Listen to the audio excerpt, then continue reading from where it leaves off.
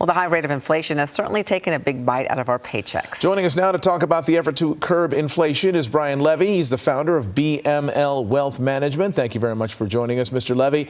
Last week's Fed rate hike of 0.5 percentage point, the biggest increase in more than 2 decades. When are we likely to see an effect on prices, and what will that effect be? Well, yeah, I mean, just like you said, since biggest increase in inflation since 1981. And the government is looking to slow down the economy. I mean, that's why they're raising interest rates. They're trying to just tame the heated up economy, and the way that they're doing that is making borrowing more expensive. As you mentioned, food prices went up alone 8.8% from the prior year. And remember, it's a slow process. Things don't happen overnight. So we will start to see a slow in the prices. We just don't know what that timing is going to be.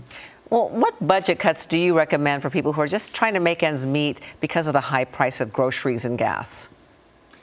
Yeah, so a couple things. I mean, if you're in a position like it's impacting all of us at the gas station, the grocery store, the first thing you need to do is take inventory of your debt to determine, hey, should I be paying that down? Because as interest rates go up, you're going to have to pay more on your credit cards, more on your debt. If you have a variable rate mortgage, this is really going to impact you. The other thing is making sure that you have enough in an emergency fund.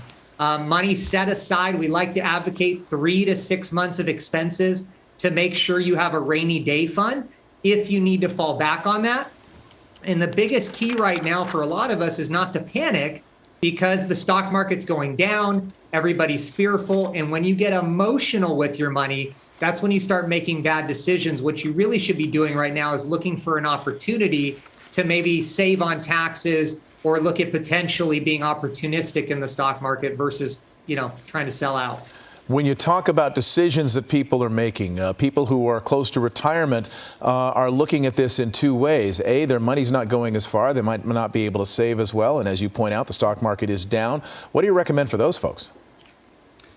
Well, as a retirement planner, we're dealing with this every day, right? So, we're not only when it comes to the retiree, what should they be doing? Well, you should be looking at, how do I pad my retirement accounts? How do I make sure I have enough income to last the rest of my life? And looking at things that are going to provide higher cash flow, or investments that are going to do better during an inflationary period versus what we've seen in the last couple of years. Remember, I think we all got accustomed to the zero interest rate environment. Mm-hmm. Now we might just be getting back to the norm at the end of the day, but it's impacting everybody. The housing prices, we're seeing what's happening to mortgages. It's already double the interest rate for a 30-year mortgage than it was a couple years ago.